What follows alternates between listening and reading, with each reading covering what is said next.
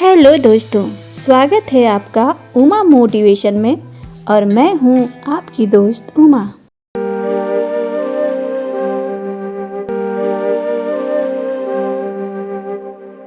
दोस्तों, क्या आप में से किसी ने भगवान को देखा है?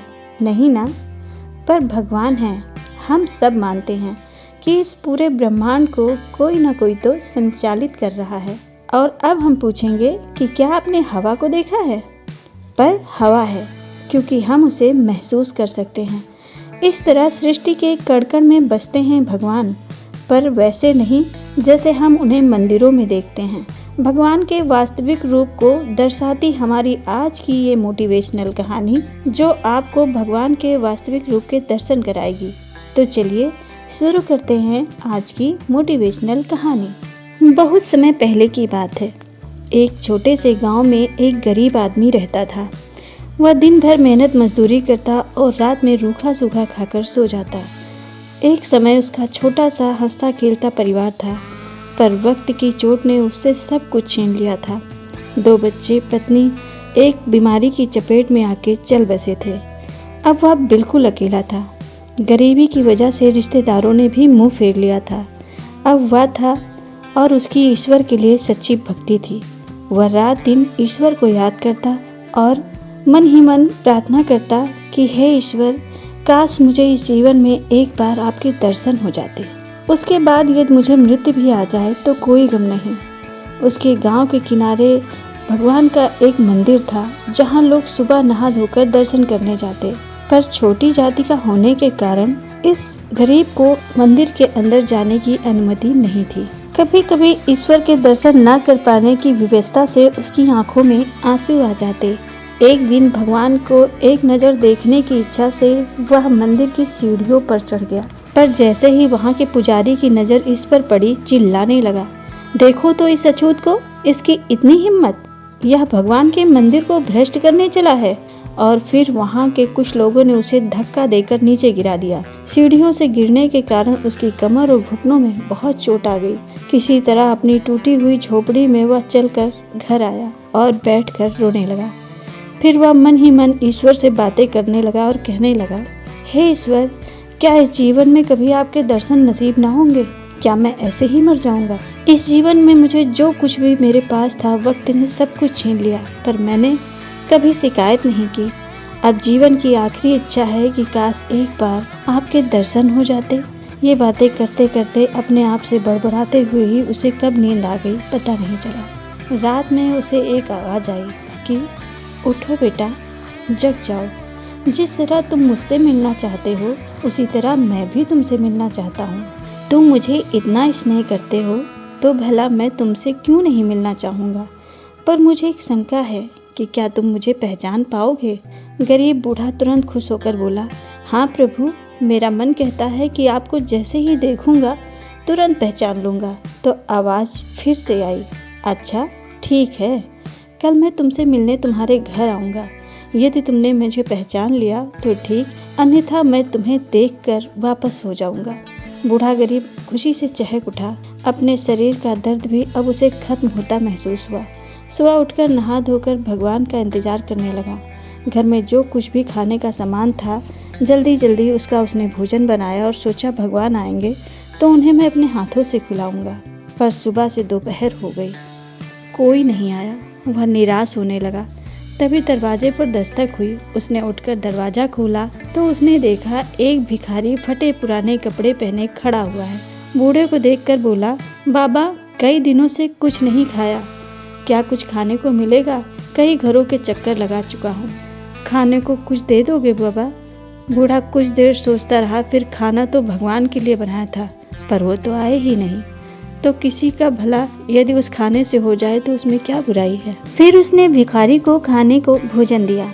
भिखारी खाना खाकर बहुत खुश हुआ और गरीब बूढ़े को दुआ देता हुआ चला गया। वह फिर से उदास होकर बैठ गया। तभी उसे कुत्तों की जोर जोर से भौंकने की आवाज़ आई। उसने बाहर निकलकर देखा तो कुत्ते एक छोटे से बिल्ली के बच्चे पर झपट रहे थे और बिल्ली का बच्चा बीच में दुबका पड़ा था। बूढ़े ने डंडा उठाया और कुत्तों को भगाने लगा। कुत्तों को भगाकर उसने बिल्ली के बच्चे को उठाया, उसके जख्मों को धुला और फिर उसमें दवा लगाई। बिल्ली के बच्चे को थोड़ा सा दूध पिलाया। थोड़ी ही देर में बिल्ली के बच्चे में चेतना का संचार हुआ और वह उठकर भाग गया। बूढ़ा आदमी फिर से झोपड़ी में आकर बैठ गया। अब उसका सब्र टूटने लगा तो उसने सोचा, भगवान ने कहा था कि वह भी मुझसे मिलना चाहते हैं और मैं मूर्ख बैठकर उनका इंतजार कर रहा हूँ। भला वो तो ईश्वर हैं और हर कोई ही उनके दर्शन करना चाहता है। अब वे इतने फ्री तो नहीं बैठे हुए हैं कि घर घर जाकर लोगों से मिले। यदि वो भी मुझसे मिलना चाहते हैं तो जरूर वो भी मेरा इंतजार कर रहे होंगे और यदि उनकी कृपा हुई तो जरूर उनके दर्शन आज मुझे हो जाएंगे। यह सोचकर वह उठा। उसने कुछ फूल तोड़े, थाली में कुछ खाने का सामान प्रसाद के लिए रखा, लोटे में जल लिया और चल दिया। पर मंदिर में उसे आज भी घुसने नहीं दिया गया। उसे अब क्रोध आने लगा था खुद पर कि वह क्यों सपने की बातों में आ गया। भला ईश्वर मुझसे क्यों ही मिलना चाहेंगे। रास्ते में उसे एक कमजोर गधा जमीन पर बिल्कुल बेहोशी हालत में पड़ा हुआ मिला। उसकी जुबान भी बाहर निकल गई थी। बूढ़ा गरीब समझ गया कि गधा बीमार है और भूख और प्यास से बेहाल है। उसने लोटे का जल गधे को पिला दिया। जो खाने के लिए प्रसाद थाली में रखा था उसने उसे गधे को खिला दिया और वह फूल वहीं फेंक कर वह घर चल दिया। पानी और खाना खाकर गधा उठ बैठा और धीरे धीरे उठकर घास चरने लगा। घर आकर बूढ़ा दुखी होकर बिना कुछ खाए ही सो गया। थोड़ी देर में ही फिर वही रात वाली आवाज आई कि उठो पुत्र, पहचाना मुझे? तो बूढ़ा बोला, प्रभु आपने भी मेरा उपहास बना दिया। मैं पूरा दिन आपका इंतजार करता रहा पर आप नहीं आए। आपने ऐसा क्यों किया प्रभु? प्रभु मुस्कुराए और बोले, मैं आज 3 बार तुमसे मिला, तुम्हारा बनाया खाना खाया। तो बूढ़ा चौंक गया। क्या कहा? आपने मेरा बनाया खाना खाया और मुझे पता भी नहीं चला? प्रभु बोले, चौंको मत, तुम्हें याद है ना वो भिखारी? वो मैं ही था। और वो बिल्ली का बच्चा? और हाँ, वो गधा जिसको तुमने पानी पिलाया? बूढ़ा और भी चौंक गया। आप वो थे? बूढ़ा फिर से बोला, प्रभु आप अपने वास्तविक रूप में क्यों नहीं आए? ऐसे रूपों में भला मैं आपको कैसे पहचानता? भगवान फिर बोले, मेरा वास्तविक रूप? तो तुमने कैसा रूप सोचा था मेरा? इस सृष्टि में धरती पर रेंगते हुए एक कीड़े से लेकर पेड़ पौधे, पत्थर, पहाड़, इंसान, हर एक जानवर, हर एक चीज का सृजन मैंने ही तो किया है। इस पूरे ब्रह्मांड में मेरा वास है। छोटे छोटे कण से लेकर पहाड़ में मेरा वास है। तो फिर मुझे एक रूप में कैसे बांधा जा सकता है? बूढ़ा बोला, पर प्रभु मंदिर में आपकी छवि तो बड़ी ही मोहक और प्यारी और सुंदर है। यदि आप एक गधे और बिल्ली के बच्चे के रूप में हो तो फिर वे छवि क्या झूठी है? प्रभु बोले, नहीं, पर वो सच्ची भी नहीं है। वो तो तुम इंसानों की एक कल्पना है जिसमें मेरा रूप बड़ा ही सुंदर है। तुम खुद सोचो, यदि मैं सिर्फ सुंदरता में ही बसता हूँ तो रूप को भी तो मैंने ही बनाया है ना। भला उसमें मैं क्यों ना बसूं?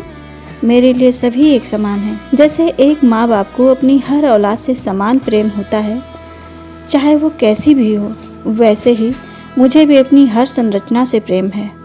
और मैं तुमसे बहुत ही प्रसन्न हूँ क्योंकि बिना मुझे पहचाने सभी की हर संभव मदद की। मैं तुम्हारी परीक्षा ले रहा था और तुम मेरी परीक्षा में पास भी हुए हो। मुझे बड़ी खुशी है कि तुम सच में मुझसे सच्चा प्रेम करते हो, क्योंकि तुम मेरे द्वारा बनाए गए जीवों की निस्वार्थ भावना से सेवा करते हो। काश तुम्हारी तरह हर कोई हो जाए जो मुझे सिर्फ मंदिरों में ही न ढूंढे, बल्कि मेरे द्वारा बनाए गए जीव जंतु, प्रकृति और हर गरीब कुरूप सभी में मुझे देखे और उनकी जो हो सके सेवा करे। तो उसे मुझे प्रसन्न करने के लिए मंदिर में जाने की आवश्यकता नहीं होगी। बूढ़ा गरीब भगवान की बातें सुनकर बड़ा ही प्रसन्न हो गया और प्रभु को उनके दर्शन देने पर खुद को धन्य धन्य मानने लगा। तो दोस्तों, कैसी लगी आपको हमारी ये कहानी? अच्छी लगी ना? कहानी यदि अच्छी लगी है तो प्लीज़ हमारे चैनल को लाइक करें और हाँ, चैनल को लाइक, शेयर और सब्सक्राइब करना ना भूलें। Thanks for watching.